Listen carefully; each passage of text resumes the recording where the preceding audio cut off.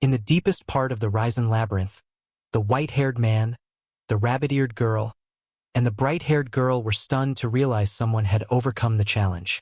Meanwhile, a mysterious cloaked figure knelt in the colossal library, marking a historical milestone. The cloaked figure smiled thoughtfully about the long, arduous time since they accepted defeat yet looked towards the future. With a metallic arm extended, he declared to the spectral figures of his comrades in memory that time had begun to move again. The red-haired man confidently asserted that he had led everyone to the desired future. In front of him, the young man appeared awkwardly uncomfortable, while the girl happily clung to her. The girl choked back tears, yet her mouth still smiled, recalling the arduous path they had chosen to walk. The majestic site of Velnica, the capital of the Velca kingdom, appeared with its sturdy city walls surrounding it, nestled peacefully by the sea. At Orcus's craft workshop, blacksmiths were diligently working amidst a cluttered space of tools. Meanwhile, a man in a vest walked down the bustling street, passing by busy stalls. The bald protagonist proudly showed off the shiny pot lid that he and the spiky-haired assistant had just completed. The protagonist stood beside him, observing and praising this perfect achievement. A child and an aggressive crowd scolded the protagonist, believing he had created junk. He could only bow his head in silence, enduring the harsh insults. While the protagonist expressed sympathy for his colleague, the child loudly yelled at the protagonist. However, he unexpectedly announced that he had completed the request, leaving Ware stunned. The blacksmiths sarcastically called an absent colleague an ex-prodigy, and complained about the chieftain's favoritism towards him. They believed he was merely wasting resources to create useless items. In the kitchen, a curious young man asked when their colleague would finally show off his skills. The man standing next to him immediately teased that perhaps age had made him slow. The frenzied black-haired man mocked Oscar, not believing he was called a genius. At the same time, the blond boy also sarcastically remarked that even someone as great as Orcus sometimes made mistakes. The bearded master craftsman suddenly appeared, startling the apprentices. He angrily questioned them and asserted his authority in the workshop, causing everyone to retreat in fear. The spiky-haired man questioned everyone why they let Oscar do the work instead. When he tried to explain to the master, the large man appeared displeased and doubted the quality of the work. A metal keychain was highly valued for its practicality and durability rather than its flashy appearance. The black-haired young man commented that this design prioritized user needs over showcasing skill. The master craftsman meticulously examined the ring, acknowledging its first-class craftsmanship. He sternly asked if similar quality could be expected in future instances. The workers were tense and fearful upon receiving orders to work independently, while the giant shadow threatened to punish those who dared to waste time gossiping. The room became chaotic as the boy rushed forward and ran out of the room. The protagonist hesitantly called out to his boss, but Oscar's father immediately interrupted. He thanked him for intervening and ordered him to his office at once.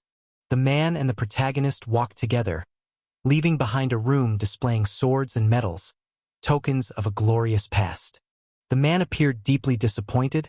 He sighed and questioned Oscar about his unusual actions. Oscar coldly demanded to skip the formalities, which confused the protagonist. Immediately after, the man bluntly called something repulsive and ordered the other party to change their attitude.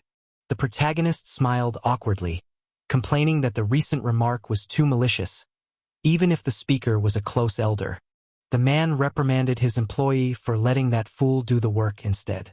Meanwhile, the protagonist was confident that he could handle everything quickly to maintain peace, secretly calling someone a fool.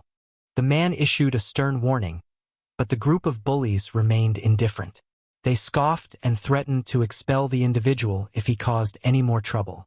The man formally announced that Oscar was the heir of the Orcus family. In response to that expectation, Oscar simply called him Dad with complete composure. Oscar's dad clenched his fist, bitterly admitting that the other party had truly surpassed him as a craftsman. The two men discussed a character's extraordinary skills. Oscar's dad recalled his astonishment upon witnessing that talent at the Morin orphanage many years ago. The man expressed his surprise upon discovering the protagonist had made toys for the children better than any craftsman in the workshop. He admitted he had recognized his talent from the previous pot repair. Oscar smiled brightly, sharing his confidence that he could do it too, while the spiky-haired young man sitting behind him also happily offered support. Oscar's dad questioned Oscar about his reluctance to inherit the Orcus title, reminding him that he had been associated with the workshop for a very long time. His dad bluntly asked why he stubbornly refused to reveal his true potential. The man questioned the young man's motives, wondering if he disliked making weapons or felt unqualified to lead. Oscar admitted to both but warned him not to underestimate him.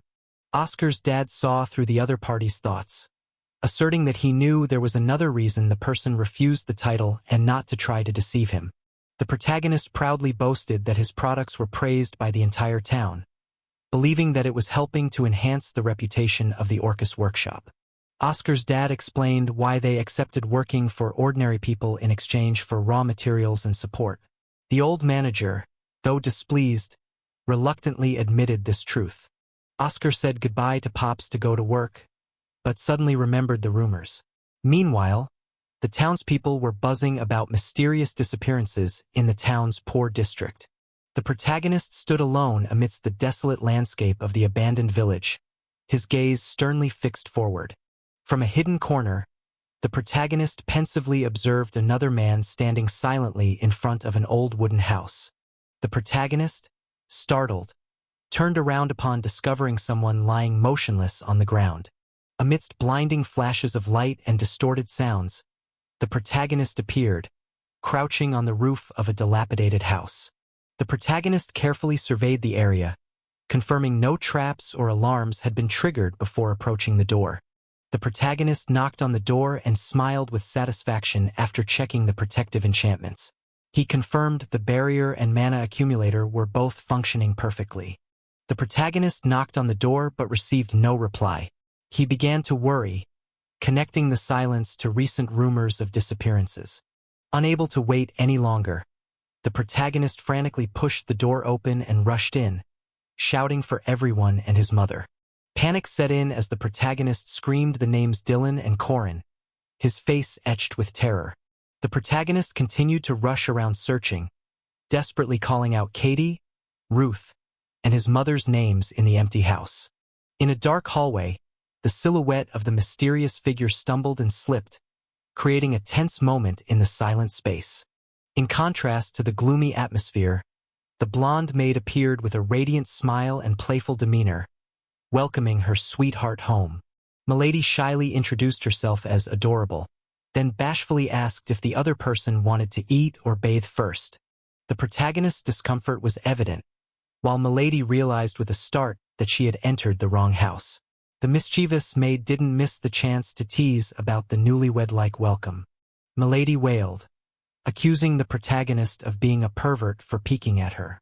The protagonist stood there, grimacing and telling her to be quiet. The protagonist gently tapped the giggling Milady's head, gently reminding her that she had entered the wrong house and should leave because it was already dark. Milady sternly warned about trespassing and threatened to report him to the authorities, but immediately after, she experienced a painful mishap herself. The protagonist chased after the guest, causing the blonde girl to burst into sobs. She accused the protagonist of being cruel and threatened to tell on him. The orange-haired boy and his sisters frantically ran after him, trying to call out to their brother who was leaving. Although admitting the curly blonde guest looked very suspicious, the children still asked the protagonist to forgive her, which made the guest feel hurt by their honesty. The woman with her hair in a bun cheerfully explained that she wanted to surprise her daughter. The protagonist, however, was still reeling and worried about the recent events. Milady excitedly told everyone that the protagonist was not only kind but also an incredibly reliable older brother. The children unanimously praised their older brother as omnipotent. The bespectacled protagonist, hearing this, smiled with a mix of pride and slight embarrassment. The spiky-haired blonde boy proudly boasted that Oscar had personally made all the toys and furniture in the room since he was his age. The children eagerly told the light-haired girl about the gift Oscar made to prove their brotherhood, and how he was highly valued by the owner of the Orcus workshop. At the dining table, everyone marveled at the couple's closeness and admired the meaningful four-pointed star pendant. The male lead looked with disdain and coldly remarked that the other person was now merely a failure. In that dangerous moment, the spiky-haired male student loudly warned Ruth, while those around them showed extreme worry. The provocateur humiliated Ruth, calling him a failure for working at the Orcus workshop without crafting any weapons. Ruth couldn't control his anger and shouted back in response to that harsh truth. The strict, middle-aged woman demanded that he apologize to Oscar for his wrongdoing. He gritted his teeth, struggling intensely with the request. Constantly berated by an invisible voice as useless, the boy collapsed onto the table, distressed and indignant under the pressure to prove himself. The boy angrily chided the bespectacled male lead as weak for not fighting back. He merely smiled silently, but his hand clenched tightly. Milady smiled gently, softly refuting the dark-haired male lead's negative thoughts, bringing him some comfort. Milady, seemingly named Ruth, smiled brightly, probing the group's thoughts about someone named O, asking if they still found that person wonderful. The girl anxiously called out Ruth's name, while the atmosphere grew tense among the others at this loaded question. With a gentle smile and half-closed eyes, the pointy-eared girl softly reassured that the other person's thoughts were not wrong. Her cheeks flushed, preparing to reveal something deeper. Playfully forming glasses with her hands, the light-haired girl confidently declared that her Milady eyes could see through all truths as clear as day. When the dark-haired boy confusedly denied his inner thoughts, she firmly insisted that she could completely perceive his feelings. Suddenly, a pair of large hands enveloped the anxious group, while a mysterious voice echoed, affirming the greatness of Sir O. That person declared a thorough understanding of the true emotions hidden within Ruth's heart. Shrugging with a bright smile at the surprise of the other female students, the blonde girl casually admitted the reason for her appearance. She explained that it was precisely because of those things that she had traveled all this way just to meet him. In that moment, the male lead was stunned to realize that the person before him was identical to the figure he had constantly sought. Sweat beaded on his temples. He was shocked to realize that all this time, his search efforts had finally yielded results. Unable to hide her profound happiness, the blonde girl smiled radiantly, her cheeks flushed. She softly uttered that after so much effort, she had finally found the person she had been waiting for. The girl reproached Oscar for his distance, but was then deeply shocked, inferring that he had found someone else. While the bespectacled male lead smugly declared he had seen through the truth with his superior intellect, the girl could only clutch her head in distress over this grave misunderstanding. The woman eagerly exposed a scandalous plot, loudly accusing the other party of intending to make the two girls, Corin and Katie, his wives. The statement made both children blush intensely from embarrassment and extreme confusion. In extreme confusion, the flushed-faced girl asked if Oscar intended to marry her, though still full of hesitation internally. Witnessing this scene, the group of male students and the male lead nearby were utterly shocked and disgusted, immediately labeling Oscar as both a failure and a pervert. When the blonde girl smiled brightly and coolly declared that Oscar was a vile predator, his patience completely shattered. The space seemed to crack as Oscar exploded in a fit of rage, roaring at her to get lost and vowing to make the one who uttered such an insult pay dearly. Without another word, he unceremoniously threw the girl in the maid outfit out the door. Milady soared into the night, tumbling through the air with a face both stunned and resigned to her expulsion. Indignant at being treated so roughly, Milady berated him as a savage monster for daring to discard a girl like that. However, he coldly ignored her complaints, only questioning her true intentions and sarcastically remarking on her casually defying gravity to return. Milady maintained her mocking smile, teasing him about his unfavorable view of women. Yet, when met with his cold and stern silence, she forced a laugh and realized it was time to shed her playful demeanor for a serious conversation. With a perceptive gaze, the girl explained that approaching Oscar's family first was to better understand him as a person. In her maid attire, she bowed her head in apology, affirming she had no ill intentions and apologizing for inadvertently causing unnecessary misunderstandings for everyone. Under the moonlight, the blonde girl revealed her journey across towns to seek out hidden talents, believing she had found a precious gem here. He replied sarcastically, doubting she truly believed she would find a mysterious genius hiding as an orphan.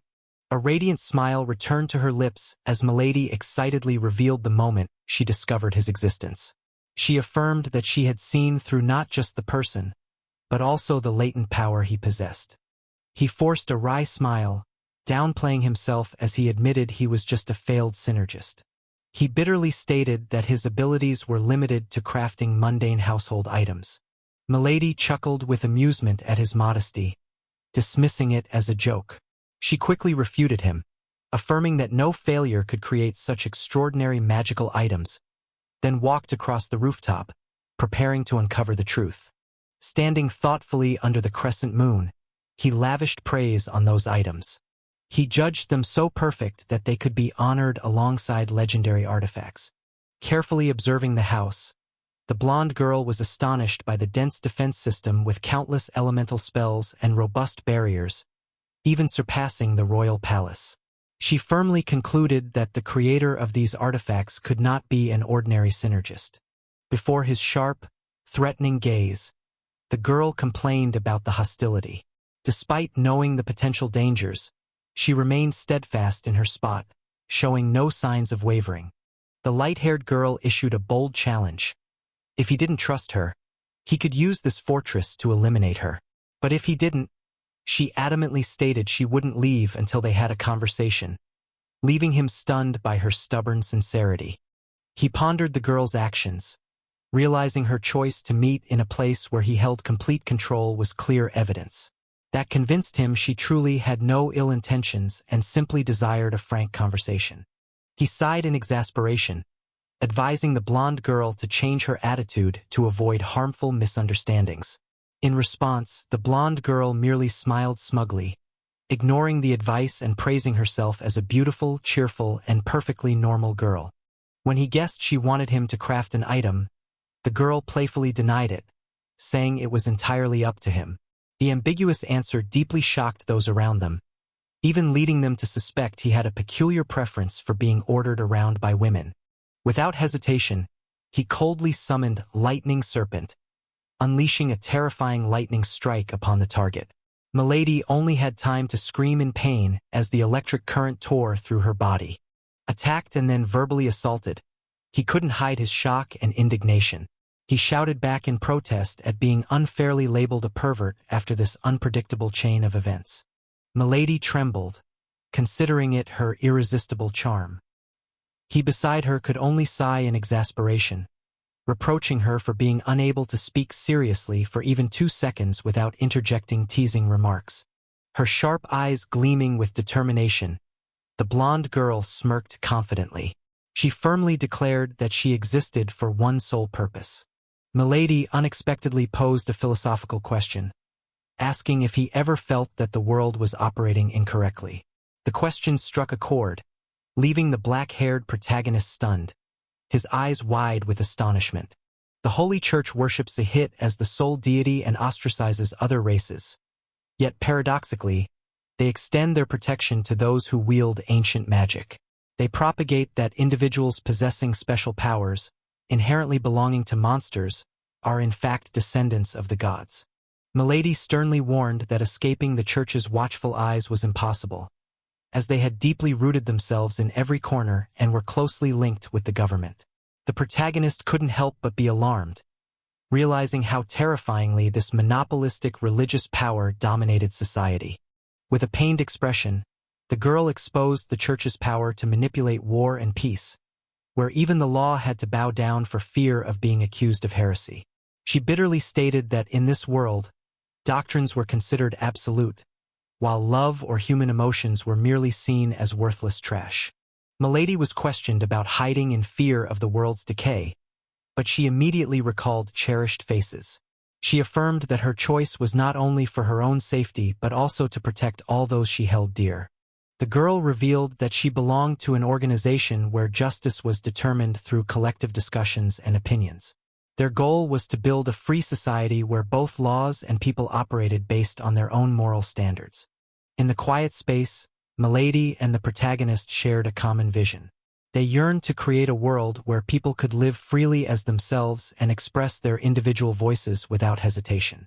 When asked if he was establishing a new religion, Oscar chuckled, admitting that it wasn't entirely wrong.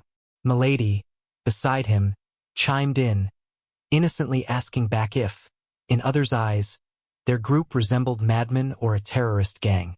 Turning to leave after their encounter, the blonde girl looked back with a radiant smile, asking him to convey her compliments for the wonderful dinner to everyone. The protagonist watched her retreating figure, nodding seriously to acknowledge the message. Looking at the girl waving goodbye from afar, the protagonist secretly thought that never meeting again was the best outcome for both of them. This separation, though sad, was necessary. Appearing suddenly with an explosive burst of energy, the blonde girl pressed her hands to her cheeks, her eyes sparkling with a wide smile. She enthusiastically greeted everyone loudly, stirring up the atmosphere at Orcus workshop with her excessive zeal. While Miledy confidently introduced herself as a world-famous idol, the protagonist nearby was frantically shouting, searching for his little Oscar. The chaotic scene left the bald man standing next to him utterly bewildered, not understanding what was happening. Oscar covered his face in dismay, unable to believe his eyes when he saw that troublemaker appear right here. Meanwhile, the blonde girl calmly praised the scale of the workshop before being approached by a blacksmith who inquired about her. The boy Ping, claiming to be the Viscount's son, politely bowed and offered his help. However, his enthusiasm was met only with the blonde girl's calm, almost cold, gaze. With a dazzling smile that sparkled like stars, Miledy cheerfully introduced her name. Her friendliness and radiance seemed to brighten the entire surrounding space. The boy Ping complimented her beautiful name and inquired about her family background, to which Miledy turned away with a look of displeasure. She coldly retorted, wondering if one's origins truly mattered that much. Miledy hesitantly asked about Oscar and frankly stated her purpose for coming was solely to meet him. The person opposite seemed quite surprised by this sudden request, confusedly asking what she truly needed from him. The atmosphere in the workshop grew tense as the blonde lady bluntly criticized Oscar's skills as subpar in front of everyone. The harsh remark sent Oscar into extreme panic, fearing that his already precarious position was now even more endangered. The boy Ping zipped past like a gust of wind, quickly pointing out Oscar's workspace to the long-haired girl.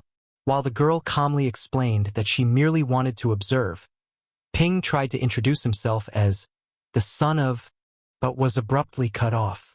Miledy mischievously appeared, announcing she had found the protagonist and reiterating that they had been together last night, leaving the entire workshop stunned. Amidst this, a bitter voice rang out, disparaging the head craftsman as an uneducated orphan and merely a third-rate worker, causing him to grit his teeth to suppress his humiliation. While the protagonist excitedly announced the completion of the order, in another corner, young Ping panicked upon seeing Pyrrhus still lingering. The girl casually asked him if he was bored, ignoring his utterly shocked expression. The protagonist worked at a dizzying speed, tossing packages onto the vehicle and hastily declaring he was starting deliveries immediately. His excessive enthusiasm and lightning-fast actions left the light-haired girl watching in astonishment. As they left the Orcus workshop, the blonde girl realized the protagonist was secretly placing an order for something. She turned to look at his back with extreme surprise, while the protagonist continued to smile and bow in thanks for their support. The protagonist flashed a wide, savage grin, inviting the girl to leave with him, exuding a terrifying aura of menace. Miledy flinched, breaking out in a cold sweat, and told herself that perhaps she had provoked him too much, causing him to become like this. In the workshop space, young Ping timidly cowered in fear, sweating profusely. In contrast to his distress, the men around him merely scoffed and cast malicious, contemptuous glances his way. Miledy didn't let up, continuing to tease the protagonist, saying he looked like a failure about to be fired. Hearing this, the protagonist, who was hunched over pushing a heavy cart nearby, immediately yelled out in indignation, demanding to know whose fault all of this was. The protagonist sighed in disappointment, accusing the girl of breaking her word and believing he had misjudged her. Her pride wounded, the blonde girl reacted sharply, vehemently declaring that she had never promised anything she couldn't deliver. The confrontation grew tense as the protagonist coldly warned the other party to stay away from him and his family. Miledy initially seemed confused by the accusation, but then appeared to accept the threat with an inscrutable attitude. The protagonist seemed to go mad, yelling in frustration at the other party's attitude. In contrast, the blonde girl only giggled mischievously, innocently replying that she had merely said a simple "I understand." The protagonist miserably pleaded with the blonde girl not to involve his loved ones. He emphasized that such ideals were too perilous in the current times and firmly demanded that the girl stay out of their lives. Standing defiantly between the two others, the blonde girl refuted all accusations. She steadfastly asserted that it wasn't her ideals that were dangerous, but this distorted world itself that was the real threat. Leaning against the railing, the protagonist saw through the other person's heart, saying there was no need to reiterate the injustice and distortion of this world. He implied that the blonde girl, more than anyone, had long understood that harsh truth. The protagonist warned that the current peace could only be maintained if they bowed their heads and lived quietly, and complained that Miledy was a magnet for trouble. Hearing this, Miledy merely pouted, disparaging Oscar as utterly incompetent. The protagonist was cruelly pragmatic, threatening to hand the girl over to the guards. Immediately, the blonde girl protested vehemently, transforming into a humorous chibi form to reject that crazy idea. In the crowded street, a desperate scream echoed, pleading with Mr. O not to abandon her, causing the crowd to buzz with chatter. Immediately, another man angrily scolded Miledy for deliberately staging a shouting scene to draw attention and trap him. The protagonist was tired and annoyed by the girl persistently following him like a shadow. In response to his irritation, the blonde girl casually sat down next to him, declaring she would continue to follow him until he agreed to join. In a secluded corner filled with old crates, a voice strictly instructed about deliveries. The person emphasized the absolute command not to utter anything superfluous, and the other person quickly replied in compliance. Miledy turned the tables, threatening to hand over the other party if they dared to utter a single word. She cheerfully called out to Oscar, who was silently pushing a cart full of books, his back to her. With a knowing smile, the blonde girl suddenly asked what he had intended to tell her last night. The sudden question stunned the protagonist, who broke out in a cold sweat in extreme confusion, not understanding what she was implying. Turning away with a melancholic yet resolute expression, the long-haired girl asserted that she would never give up or leave him alone. She was determined to follow him until he opened up and told her the truth. The male lead clung tightly to the raft's edge, a bewildered and anxious expression clearly visible on his sweat-dappled face, while beside him, the blonde girl merely smiled mysteriously. The cafe was chaotic with customers loudly calling out their orders, forcing the waitress to rush back and forth to respond, while the hungry patrons began to frown and complain loudly about who was to blame for the delay. The radiant blonde maid welcomed Oscar back with overt joy, and this intimate gesture stunned everyone around them, from the wide-eyed woman to the male lead. When the maid tremblingly hinted that Oscar was with his lover, the male lead quickly waved his hands, explaining that this idiot was just a misunderstanding. But that very affectionate address only made Aisha and the maid even more shocked about their relationship. The owner's young daughter burst into tears, heartbroken over her dream boy, while her father cheerfully served customers and a man with a full beard teased Oscar that he had finally found a girlfriend. While his friends enthusiastically congratulated the redhead and curiously asked how the blonde girl managed to win over the stubborn fellow, the brown-haired female lead suddenly appeared, confessing that she hadn't actually succeeded yet, leaving the entire group stunned. The distressed man lamented that Miledy not only turned his workplace into a living nightmare but also ruined their familiar cafe. Just then, the male lead sternly mentioned a childish noble who often caused trouble at the workshop. In the silent night, two men whispered, exchanging suspicious remarks about Ping and his associates frequently loitering around this area at night recently. The male lead grew pensive upon hearing that Ping's group was approaching, and the bald man asserted that she was the sole reason they risked entering this perilous area. Before the wanted posters for missing persons, the informant revealed that the Knights Templar were also searching the mines, and this news made the light-haired girl's anxiety and thoughtfulness clearly visible. Milady cheerfully offered to visit tomorrow, but the male lead could only sigh, realizing that even if he refused, she would still come, while the blond young man beside him could only offer a wry smile. With a radiant smile and a mischievous wink, the blonde girl excitedly promised to meet again tomorrow before departing. The male lead ran his hands through his hair, at a loss as to how to explain what had happened to the people at the workshop. Meanwhile, on a deserted street corner, a mysterious figure was silently walking. The male lead recalled how Miledy often clung to him and his group of friends for fun, even though this capricious girl would occasionally disappear mysteriously. Walking down the deserted road, the male lead considered ending everything but hesitated because Milady's fame and troublesome nature could implicate her and everyone else. Miledy made a dramatic entrance, proclaiming herself Lady of the Evening, leaving Sir O utterly bewildered, while two mischievous young maids from behind chimed in, demanding to visit his house to enjoy his mother's cooking skills. Amidst the desolate ruins, the blonde girl nervously clasped her hands, facing the stern-looking male lead. A tense atmosphere enveloped them both. Under the cloudy sky, the long-haired girl softly called Oscar's name and suggested they have a serious talk. In the peaceful park, the male lead and the blonde girl sat quietly together on a bench, allowing the sun's rays to filter through the tree canopy and shine down on them.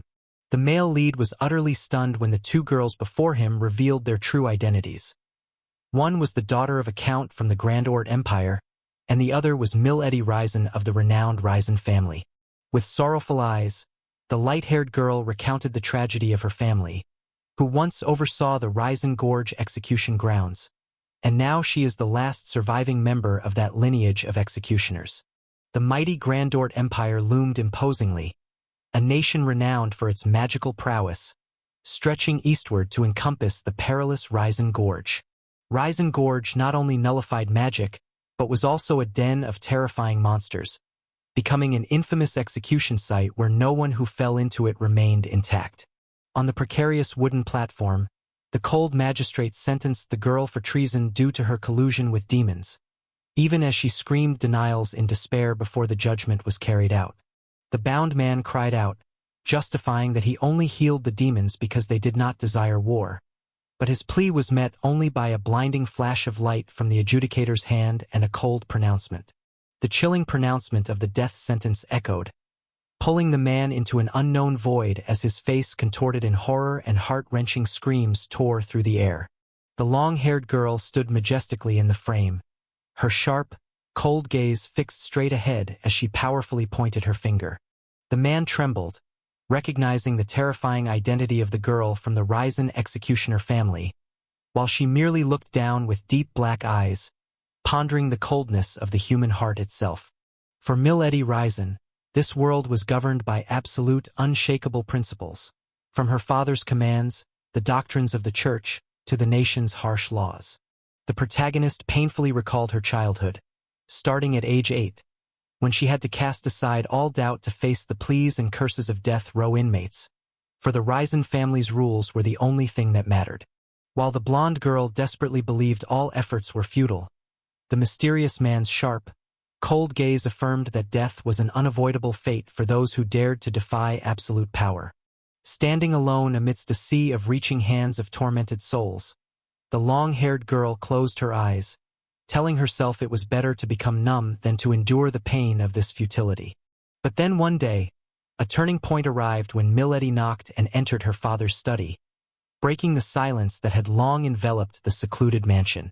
Milady's father coldly presented the file of the next condemned individual, and the blonde girl merely silently confirmed the order with absolute obedience. Although the death sentence had been decided, the middle-aged man still assigned the long-haired girl a special task: to interrogate the prisoner before the execution, which surprised her when she looked at the target's photograph. Miledy thoughtfully explained that even though the church had used descendants of God themselves to torture the heretic, he hadn't uttered a single word, leading them to suspect he had unrevealed accomplices. Miledy inquired about the interrogation method, and the middle-aged man merely smirked, giving a cold and cryptic instruction. Act like a child.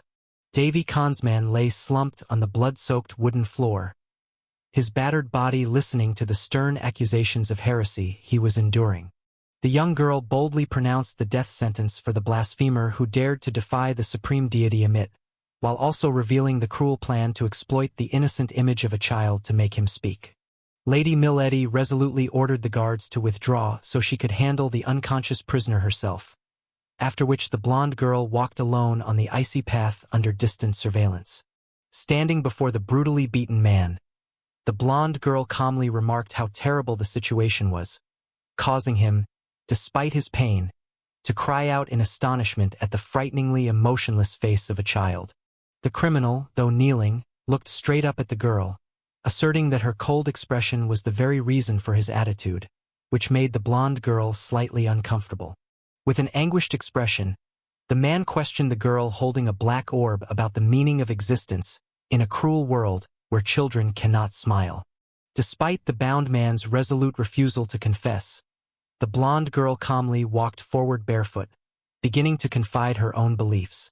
When the man spoke of a future where people live by free will, the blonde girl's eyes widened in astonishment, as if such concepts were completely alien to her worldview. Coughing up blood from his severe injuries, the black-haired man still tried to call the girl closer to impart his last words. His face covered in blood, the man still flashed a heart-wrenchingly radiant smile and asked the girl if she wanted to live a life where she could always smile. The blonde girl stood frozen, staring at the long, blood-stained road leading into the darkness. Her face drained of color as sweat broke out from sheer terror.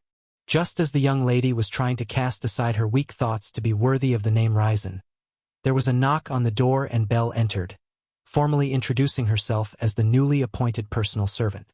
Milady's father solemnly announced that even at only 10 years old, she had enough knowledge to bear the title of Ryzen, but he was met only with her innocent and bewildered gaze. The cloaked person emphasized that she would have to face the emperor and the church alone, so this new servant would also serve as a tutor to drill her in the necessary etiquette. Despite being the daughter of a mistress, Belle possessed a perfectly elegant demeanor that was beyond reproach, always maintaining a demure composure in every situation.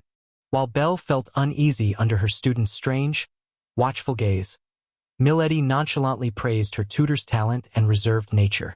Miledy was engrossed in enjoying a pastry when she was startled and turned around upon hearing an intimate greeting from behind. With a suggestive smile, the man licked his lips and teased that the other was working too hard for her small stature. Miledy was completely stunned and confused to see her usually demure tutor suddenly change her demeanor, becoming playful and calling her lovely Miledy in front of others. Belle relentlessly pinched Milady's chubby cheeks and teased her nonstop, causing the girl to finally snap and furiously growl at her to be quiet. Feeling the pride of the Ryzen family was being trampled by this blatant disrespect, Miledy hesitated for a moment before her anger erupted, and she yelled, threateningly asking the other if she wanted to die. Teased about her short temper and modest chest, a furiously blushing Miledy lunged to cover the other girl's mouth to prevent any more provocative remarks. Scene change. What Miledy was confronting seemed to be the beginning of a disaster.